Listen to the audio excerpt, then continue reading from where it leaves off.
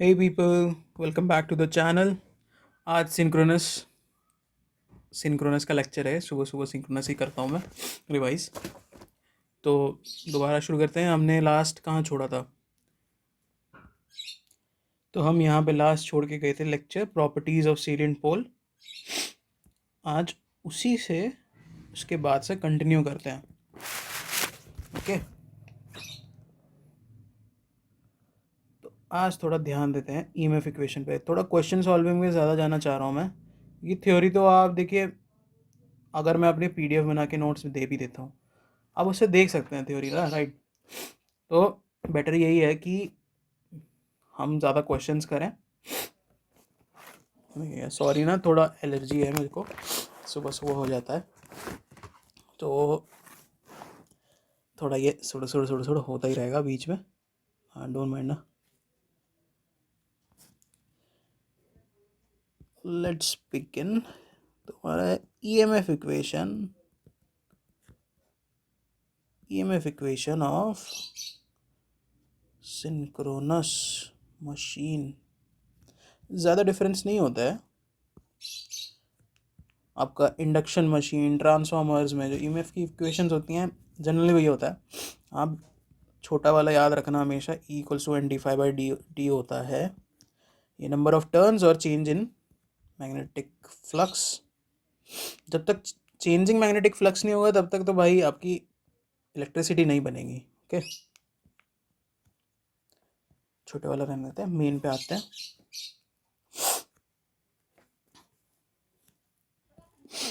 उसी से शुरू करते हैं। वैसे आपका ईएमएफ इंड्यूस जो होता है, इसको ऐसे मान लीजिए कि कांस्टेंट फ्लक्स है। नहीं, सिंक्रोनस के उसमें पढ़ा था ना, D phi by D T. अब तो ये हमने कल देखा था फ्लक्स कैसे चेंज हो रहा है। एक कंडक्टर के रेस्पेक्ट में फ्लक्स साइनोसाइडल फॉर्म बना रहा था, ठीक है?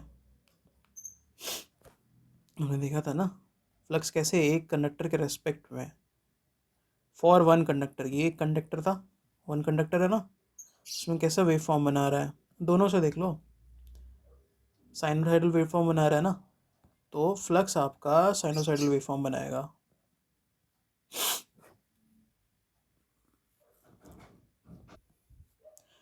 D phi by D T को अगर ध्यान से देखा तो it is called total flux change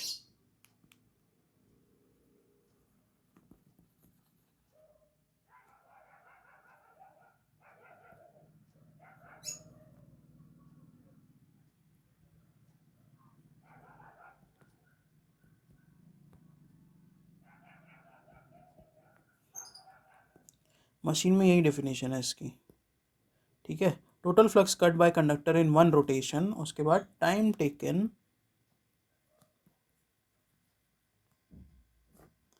for one rotation.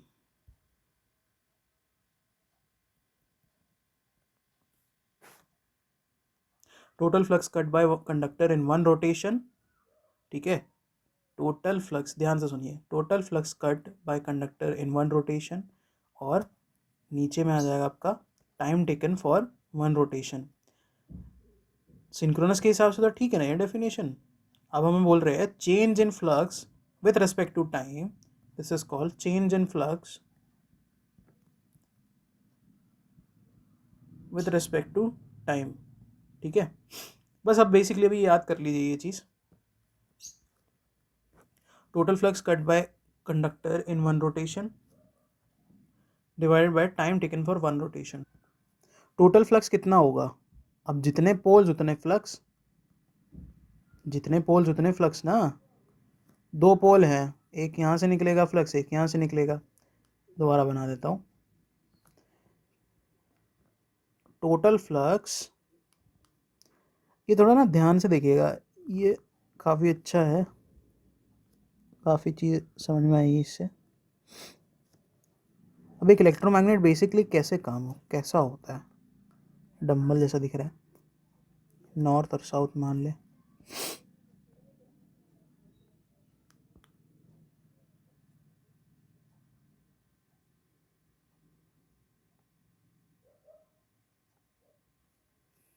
ठीक है, ये बेसिकली आपका एक इलेक्ट्रोमैग्नेट है। और इसमें जो फील्ड निकलेगी, फील्ड कैसे निकलती है इससे? फील्ड नॉर्थ से निकलेगी और साउथ पे एंटर करेगी। होगा ना भाई ऐसा? तो टोटल फ्लक्स कितना हुआ? अब जितने ज़्यादा पोल्स बढ़ाते जाओ आप, अगर मैं 4 पोल्स की मशीन कर देता हूँ,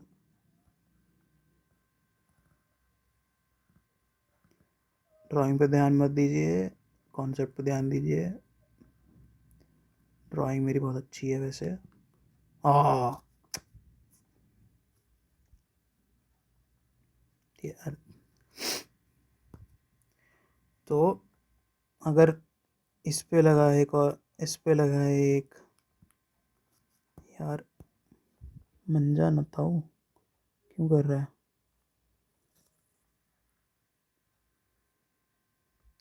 इस पे भी लगाया वायर, इस पे भी लगाया, पूरा डीसी से एक्साइटेड है।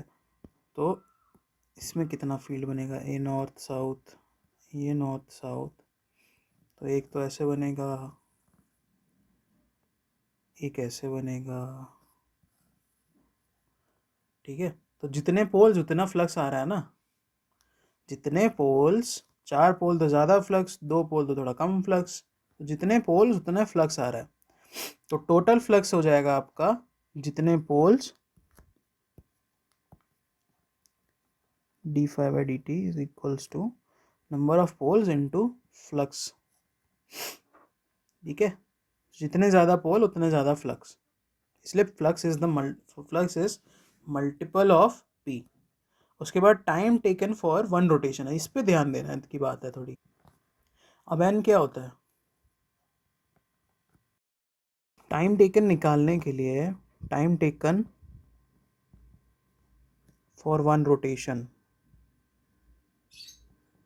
ये थोड़ा अलग सा है, इसमें थोड़ा दिमाग लगाना पड़ता है। ठीक है, सो ध्यान से सुनिएगा। Time taken for one rotation, तो आपकी स्पीड क्या है? N rotations. ठीक है, एन, यहाँ पे ना एक काम करते हैं, टर्न्स को टी ले लेते हैं ना।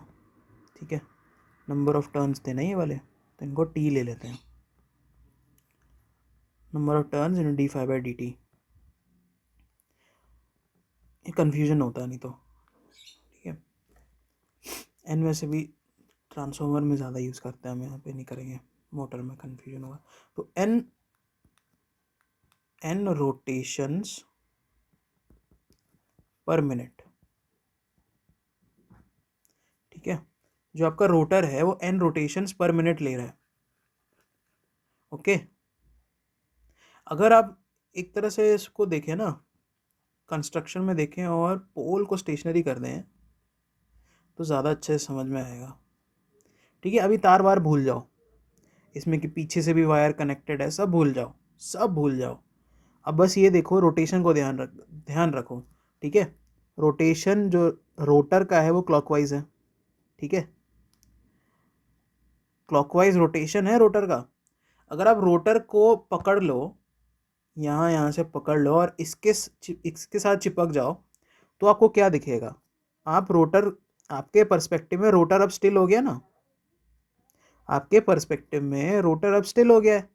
ठीक है, रोटर, दिस रोटर, रोटर को ऐसे पकड़ लो, चिपक जाओ इससे, रोटर अब स्टिल हो गया है। रोटर घूम रहा है ऐसे डायरेक्शन में, राइट साइड घूम रहा है, राइट साइड घूम रहा है, ऐसे करके घूम रहा है। अब आप भी घूम रहे हो राइट साइड ऐसे, आपको क्या दिखेगा? ये कंडक्टर पीछे जाता हुआ दिखेगा इस डायरेक्शन में, है ना? अगर आप इस पोल पे ऐसे बैठ जाओ, यहाँ पे बैठ जाओ, तो आपको क्या दिखेगा? कंडक्टर पीछे जाता हुआ दिखेगा। स्पीड तो सेम रहेगी ना, जो जिस स्पीड से आप इस तरफ मूव कर रहे हो उसी स्पीड से तो ये पीछे जा रहा है, बात तो सेम है। तो आपको क्या करना है, सॉरी, आपको यही करना है, आपको कंडक्टर के, सॉरी, रोटर के सरफेस से ऊपर में बैठना है यहाँ पर, और जो कंडक्टर पीछे मूव करेगा उसको देखना है, स्पीड क्या होगी उसकी। उसकी स्पीड हमारी वही तो स्पीड होगी जिस जिस चीज़ से, जिस चीज़ में आप रोटेट कर रहे हो, जिस स्पीड से आप रोटेट कर रहे हो उसी स्पीड से तो पीछे जाएगा। तो नंबर ऑफ रोटेशंस, मैं कहना क्या चाह रहा हूँ अभी आगे आपको समझ में आ जाएगा, मीनिंग समझ में आ जाएगा। तो अगर आप उस पर्सपेक्टिव से देखोगे ना कि ये चीज़, ये वाला आउटर शेल मूव कर रहा है, तो और पोल्स आपके पोल्स आर स्टिल हैं और ये आउटर शेल मूव कर रहा है, तो उस चीज़ से आपको ज़्यादा समझ में आएगा। ध्यान देना, पोल्स अगर स्टेशनरी हैं तो उस पर्सपेक्टिव से अगर आप देखोगे तो ज़्यादा समझ में आएगा। तो number of rotations per minute, तो पोल, आपका पोल ऐसे है, ठीक है,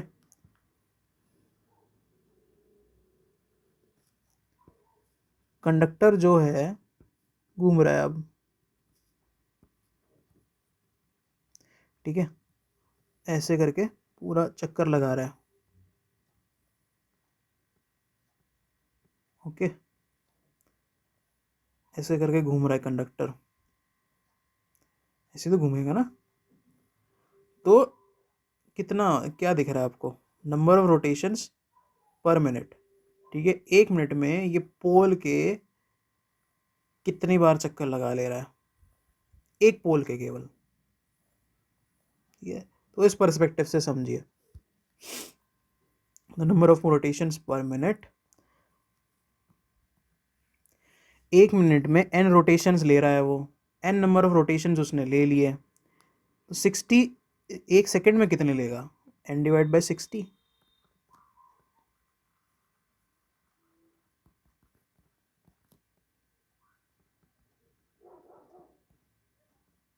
ठीक है, यही तो होता है ना, n rotations per minute,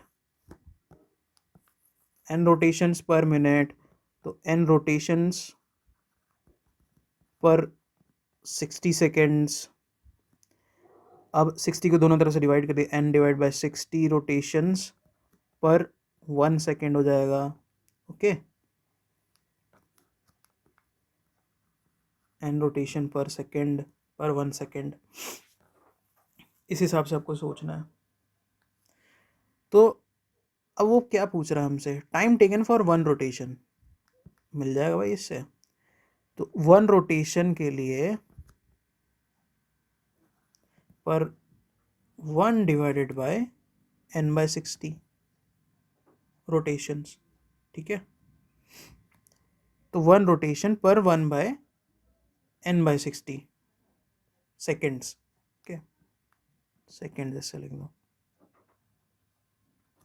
time मिल गया भाई 1/n/60। अब इसको यहाँ पे लिख दीजिए, d∅dt is equals to p into 5 upon में 1/n/60, सिंप्लीफाई कर दीजिए,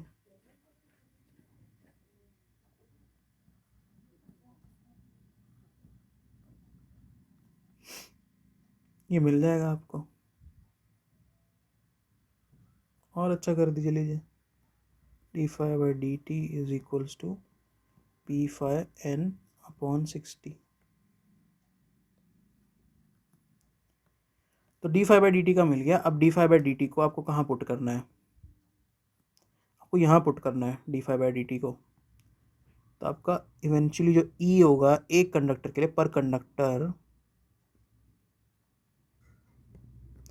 will be equal to turns into phase, sorry poles into phi into number of rotations, N rotations, ये याद रखना, ये एन हमेशा रिप्रेजेंट करता है आरपीएम, रोटेशंस पर मिनट, ठीक है, डिवाइड बाय 60। तो ये आपका ईएमएफ पर कंडक्टर आ गया, ठीक है। अब टर्न्स मिल गए, पोल्स हो गए, फाई हो गया, डिवाइड बाय 60। अब आपको एनएस की ये एनएस जो होती है, सिंक्रोनस जो स्पीड होती है, स्पीड ही तो है ना, आरपीएम स्पीड है, इसका फॉर्मूला क्या था, 120 f/p, पोल से पोल कट गया, t/5/2 गॉट इट। अब मैंने यहाँ पे पर कंडक्टर लिख दिया, उसके लिए सॉरी ईएमएफ ऑफ टर्न्स हो जाएगा ना, ईएमएफ पर टर्न्स भी नहीं, ईएमएफ फॉर टर्न्स टी, ठीक है। एक कॉइल का मतलब, एक कंडक्टर का मतलब एक टर्न भी नहीं, आधा ऑफ टर्न, तो वो आएगा ऐसे। ईएमएफ, अगर ईएमएफ एक टर्न पे लिखेंगे तो वो एक टी हो जाएगा, टर्न्स 1 हो जाएगा, ठीक है ऐसे। लेकिन यहाँ पे टी है, उस चीज़ पे ध्यान नहीं देना, खैर छोड़िए। नंबर ऑफ टर्न्स मिलेंगे ना तो हमें ईएमएफ फेज मिल जाएगा इससे। सॉरी, ये ईएमएफ सारे टर्न्स में मिला के है, और अगर ईएमएफ फेज का चाहिए हमें तो टर्न्स पर फेज आ जाएगा, ठीक है। टर्न्स पर फेज कुछ नहीं होता है, जितने टर्न्स हैं पूरे आपके मशीन में, उनको जितने फेज उससे डिवाइड कर दो, ठीक है। करेंगे वो भी आगे करेंगे। EMF phase equals to T P H into 5 into 2 into F हो गया, ओके। आपकी एक और चीज़ होती है N P H. N P H is known as turns per phase. T P H था आपका number of conductors per phase, okay. N P H है टर्न्स पर फेज। टर्न्स और फेज में थोड़ा बता देता हूँ। अगर आप कनेक्शन अगर देखें कंडक्टर्स का, तो ये दो कंडक्टर्स हैं,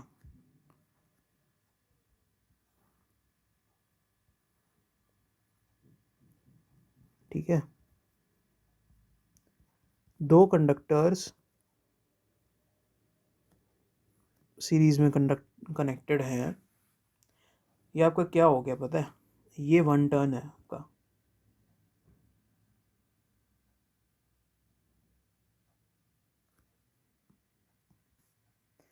ये एक कंडक्टर, ये कंडक्टर, ये पूरा मिला के एक पूरा 1 टर्न। तो 1 टर्न बोले तो 2 कंडक्टर्स।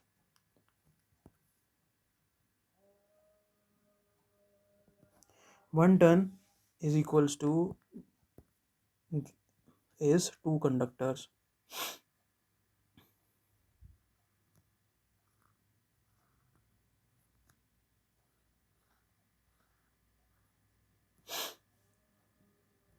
ऐसे ही अगर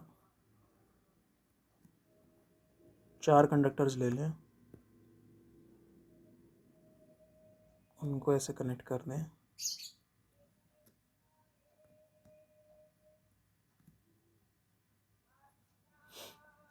ठीक है। समझ में आ रहा है ना कैसे कनेक्टेड है ये।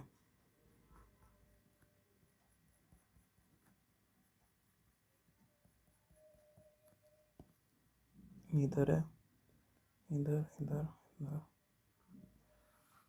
ओके।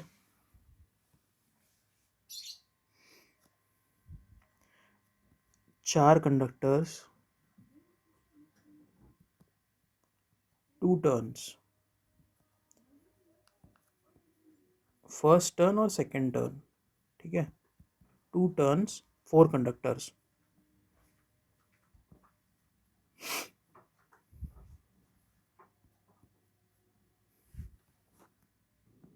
तो जितने कंडक्टर्स होंगे उसका आधा हो जाएगा नंबर ऑफ टर्न्स, ठीक है। जितने कंडक्टर्स, नंबर ऑफ कंडक्टर्स का half is equal to turns,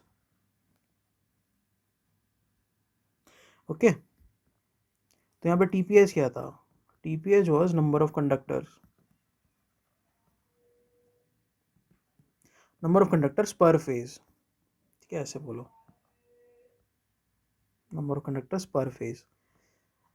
NPH है number of turns per phase, ठीक है।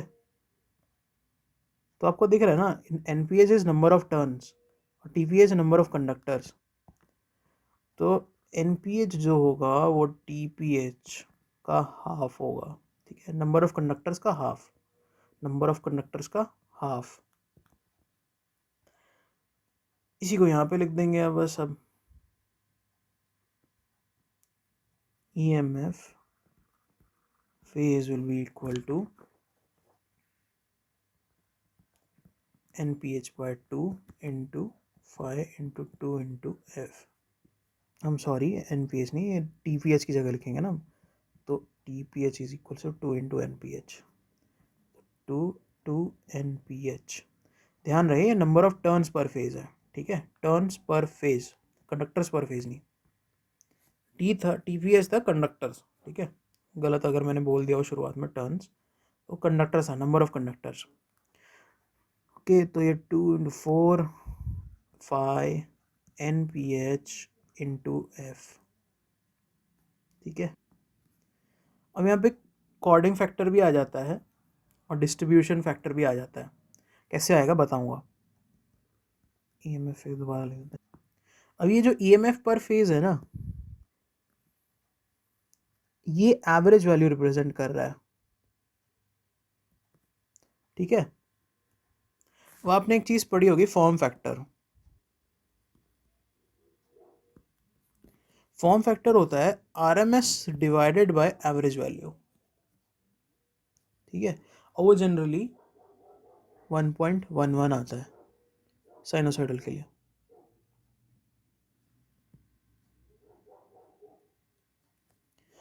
अब EMPH तो हमें मिल गया, ठीक है, लेकिन अगर इसको हमें RMS वैल्यू चाहिए तो कैसे, इससे निकल जाएगा ना, RMS is equals to 1.11 into average value. तो E phase will be equal to 4.445 NPH into F, ठीक है।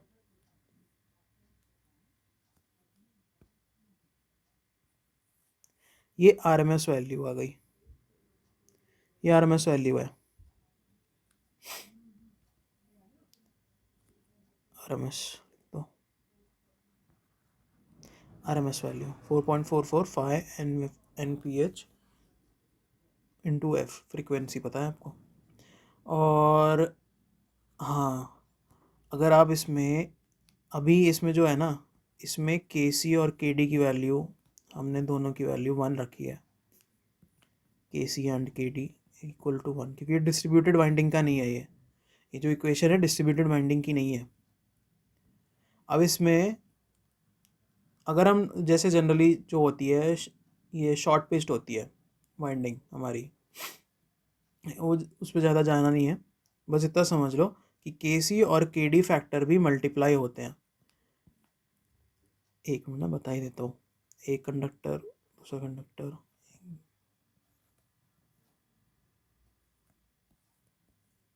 एट कंडक्टर्स की मशीन है, 8 कंडक्टर्स, ठीक है, और 2 पोल्स।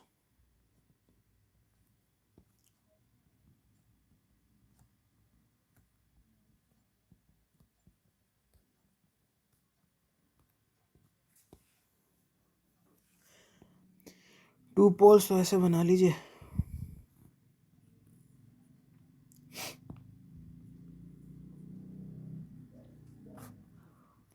ये नॉर्थ, ये साउथ।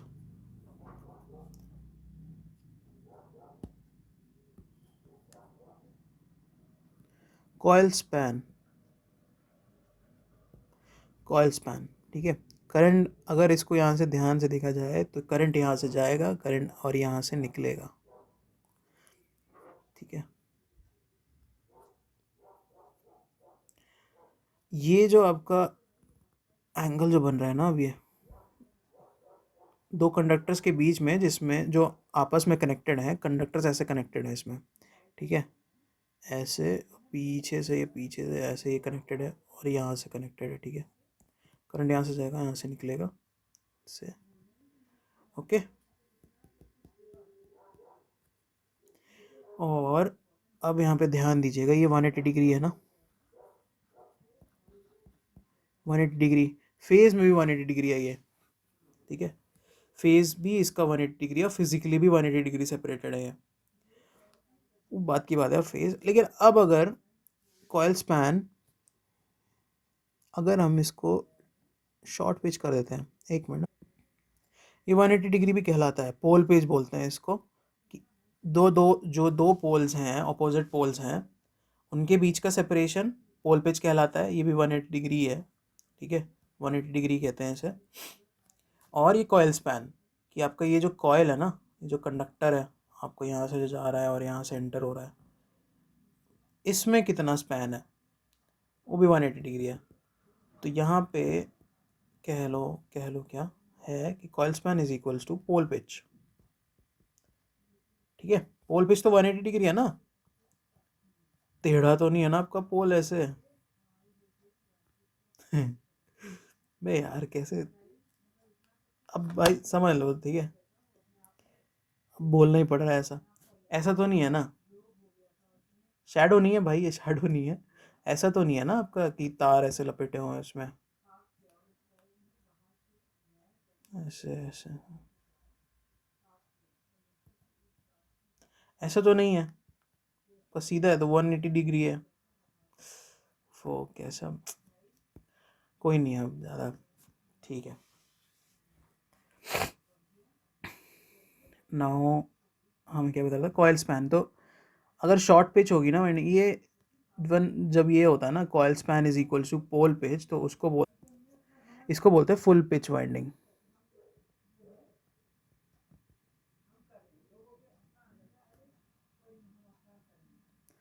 अब कॉयल स्पैन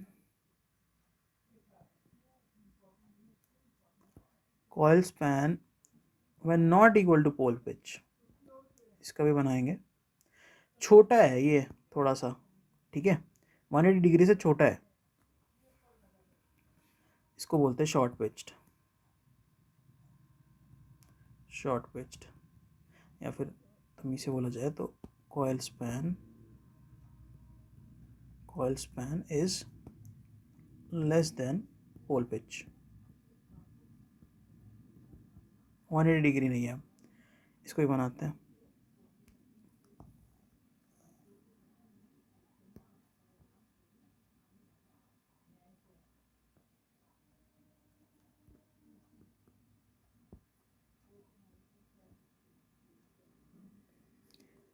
अब ये जो कंडक्टर्स कनेक्टेड है ना, पीछे की तरफ से जो कनेक्टेड है,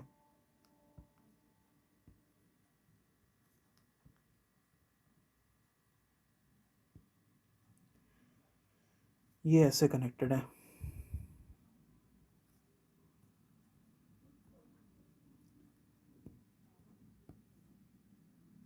ये और ऐसे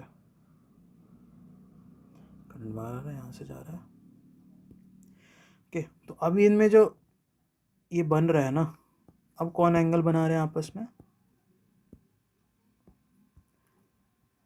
अब ये वाला कंडक्टर और ये वाला कंडक्टर करंट फ्लो कर रहा है, और इनके बीच में कितना है डिस्टेंस। अब 180 डिग्री फेज शिफ्ट तो होगा नहीं इसमें, ठीक है, क्योंकि अगर यहाँ पे रहता तो ये इसको साउथ पोल मिल रहा है, इसको नॉर्थ पोल मिल रहा है, तब हो सकता था कि 180 डिग्री शिफ्ट, फेज शिफ्ट भी होगा इसमें। अब इसको फेज शिफ्ट 180 डिग्री भी नहीं मिलेगा।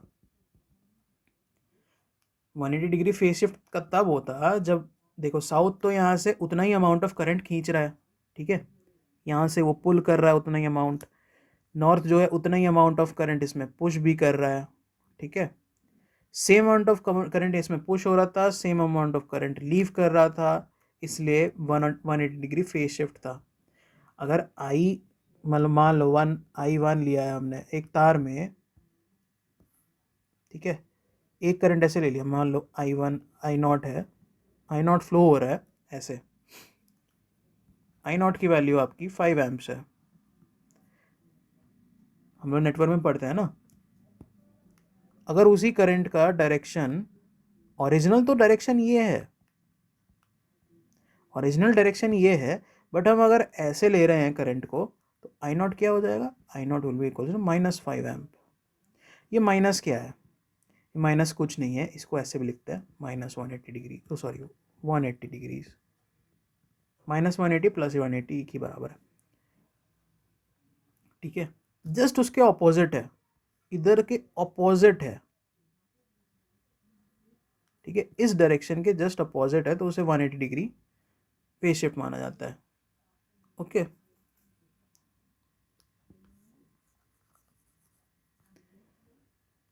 तो 180 डिग्री अब शिफ्ट रहा नहीं इसमें, अब इसको मान लो 150 डिग्री हो गया।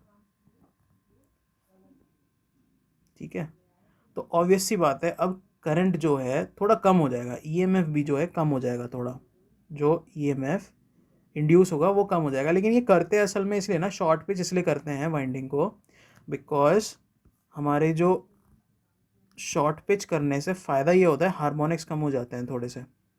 ठीक है, आपके ओरिजिनली हार्मोनिक्स ऐसे दिखते हैं। ठीक है, अब अगर शॉर्ट पिच कर दिया तो ईएमएफ ड्रॉप हो जाएगा आपका, ये चीज़ जो है ओरिजिनल जो था उससे थोड़ा सा कम हो जाएगा, और ये कम हो, ये सॉरी वेवफॉर्म ऐसा बन, और आपके ये जो है इसको दूसरे पिंक कलर से दिखा देते हैं, ये भी आपका जो नया वेवफॉर्म के हिसाब से अब जो वो बनेगा हार्मोनिक्स के वेवफॉर्म, वो भी थोड़ी छोटी हो गई। ठीक है, अब कम ड्यूरेशन के लिए आपके सिस्टम में हार्मोनिक्स है, हाँ, ऑल्दो कि ये आपका मैग्नीट्यूड कम हो गया है ईएमएफ का, ईएमएफ का मैग्नीट्यूड भले ही कम हो गया हो, लेकिन जो आपका अब सिस्टम में हार्मोनिक्स के जो टाइम था ना, पहले इतना लाल वाली लाइन को देखेंगे तो इतना टाइम लग रहा था हार्मोनिक्स को,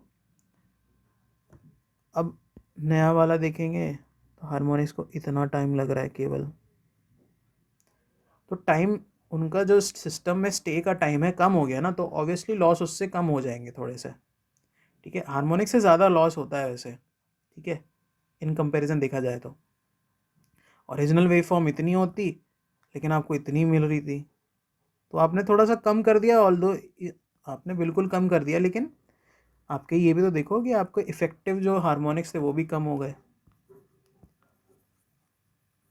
चलिए बाकी इस पे आते हैं अपने कॉइल स्पैन में, तो 150 कर दिया इसको, और जो ये अल्फ़ा होता है इसको अल्फ़ा बोलते हैं, जो पोल पिच और आपके कॉइल स्पैन के बीच में जो एंगल होता है, अल्फ़ा जो होता है अल्फ़ा को बोलते हैं alpha is equals to short pitched angle.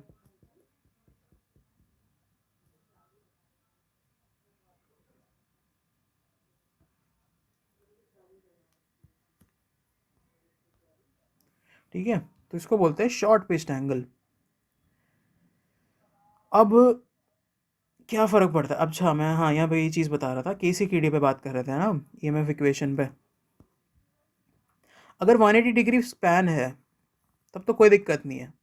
ठीक है, आपका के सी भी वन है, के सी भी वन है, के डी भी वन है, इसको बोलते हैं के सी होता है, इसको बोलते हैं कॉर्डिंग फैक्टर।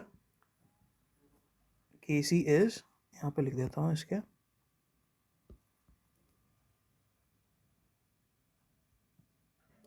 कॉर्डिंग फैक्टर, और ये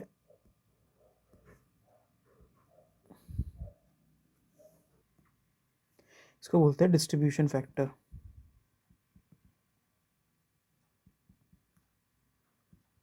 ओके, तो इसके आने के बाद आपको एक चीज़ ध्यान में अगर आप देखेंगे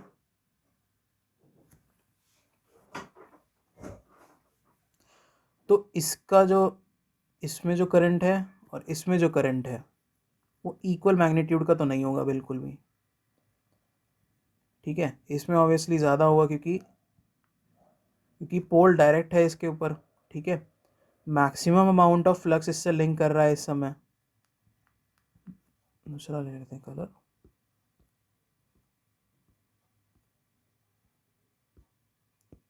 कहाँ चला गया वो,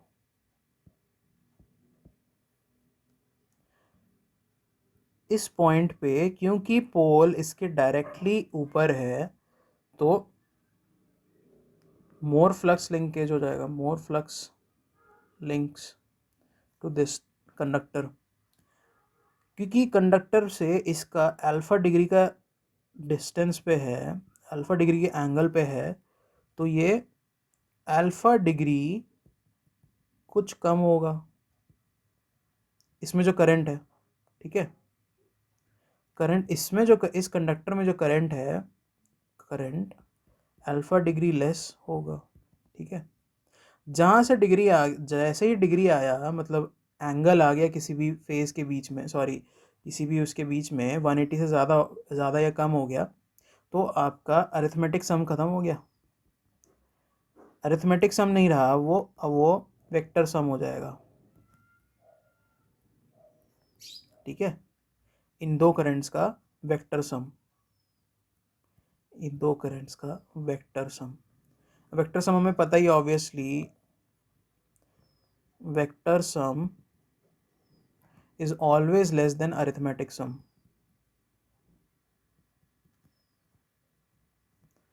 ठीक है। वेक्टर सम जो है अरिथमेटिक सम से हमेशा कम होगा, ऑलवेज।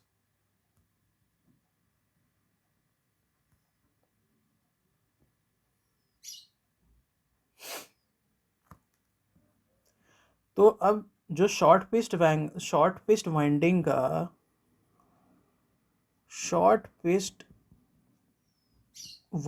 का हमें जो ईएमएफ मिलेगा ना, ईएमएफ पर फेज, उसमें ये फैक्टर्स के सी और के डी मल्टीप्लाई भी हो जाएंगे, ठीक है। के सी और के डी ऑब्वियसली 1 से नीचे रहेंगे, इसमें शॉर्ट पिस्ट में 1 से नीचे रहेंगे, तो हाँ ऑब्वियसली थोड़ा मैक्सिमम वैल्यू से कम करेगा। देखो इस चीज़ में तो जैसे अगर ऐसे कनेक्टेड है तार, ठीक है, तब तो मैक्सिमम वैल्यू मिलेगी हमें, ठीक है, मैक्सिमम वैल्यू ऑफ ईएमएफ मिलेगा। लेकिन अगर शॉर्ट पेस्ट है winding,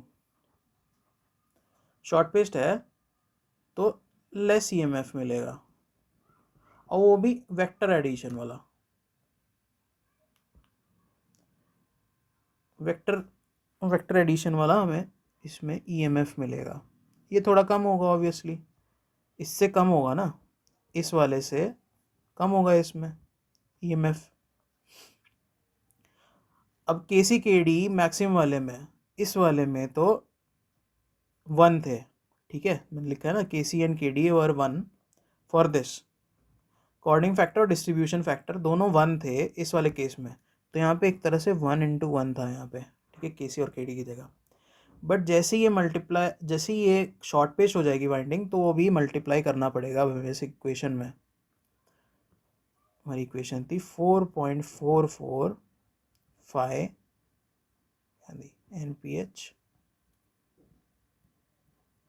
NPH into F into के सी इंटू के डी, लेस देन 1, ठीक है। पॉइंट में होगी 0 और 1 के बीच में।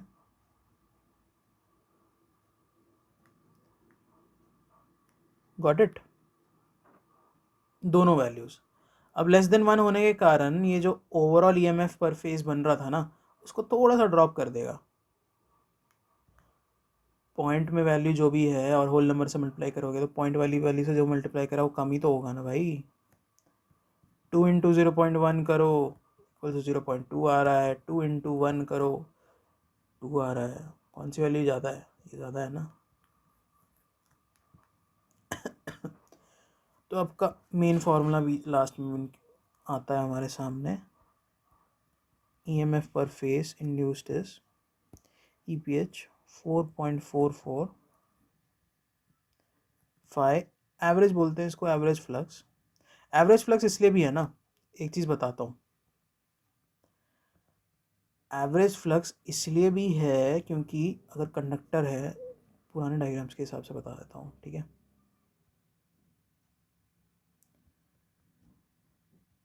सर कहाँ गए का, ये वाला कंडक्टर है ना, इसमें हर पॉइंट पे अलग फ्लक्स है, कल बताया था ना मैंने, हर पॉइंट पे अलग अमाउंट ऑफ फ्लक्स है।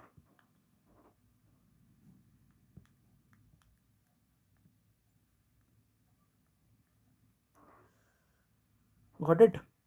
तो अब फ्लक्स जो चेंज हो रहा है वो साइनोसाइडल वेव में ही तो हो रहा था। फाई जो था वो साइनोसाइडल वेव के फॉर्म में ही चेंज हो रहा था इसमें। कल हमने यही डिस्कस किया था ना, कल वाली क्लास में, कल वाली रिवीजन सेक्शन, ये रहा, देखो देखो देखो, साइनोसाइडल वेव में ही ये फ्लक्स मिल रहा था हम लोग को। हाँ, मैग्नीट्यूड क्यों नहीं करो, फ्लक्स लिखो ना, फ्लक्स, गॉट इट।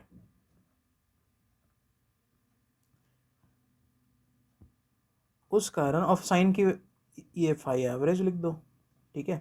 अब हर जगह पे, हर इंस्टेंट पे तो दूसरी वैल्यू है इसमें। इंस्टेंटेनियस वैल्यू अब निकालने की जगह एक एवरेज वैल्यू ले लो इसकी, फाई एवरेज, वही लेके चलेंगे for just for sake of simplicity.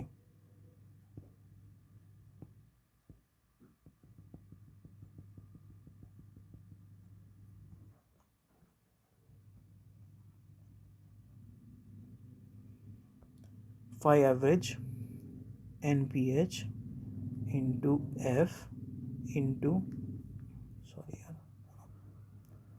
NPH या TP, जो भी आपको लेना है वो वैल्यू ले सकते हैं। मेरे सर ने खैर वो कराया था, DC लगे KD है, हमारे सर ने इसको TPH करवाया था, TPH, और जो कोई भी वैल्यू ले सकते हो आप, बेसिक तो आपको फंडा समझ में आना चाहिए ना। NPH टर्न्स पर फेज, ठीक है, टर्न्स पर फेज, ओके। तो ये आपकी EMF इक्वेशन है सिंक्रोनस मशीन की, ठीक है, और ये RMS वैल्यू है।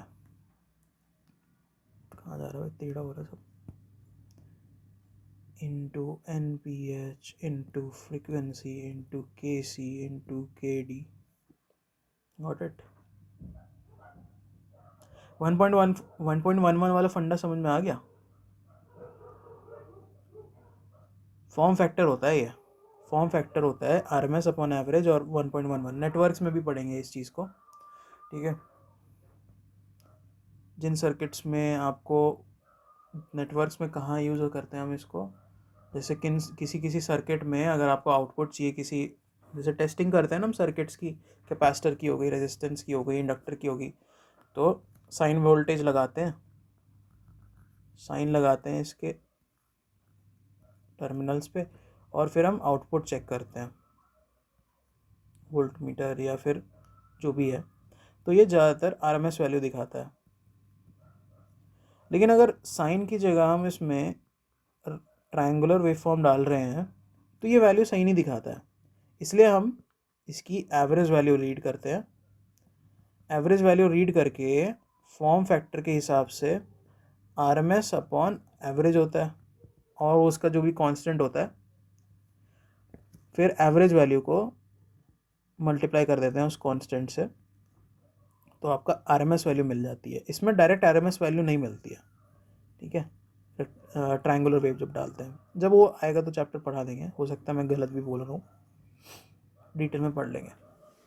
RMS वैल्यू मिल गई इसकी, भाई 36 मिनट्स हो गए यार, बस अब इस पे क्वेश्चंस करने हैं, ठीक है। नेक्स्ट क्लास में मिलते हैं।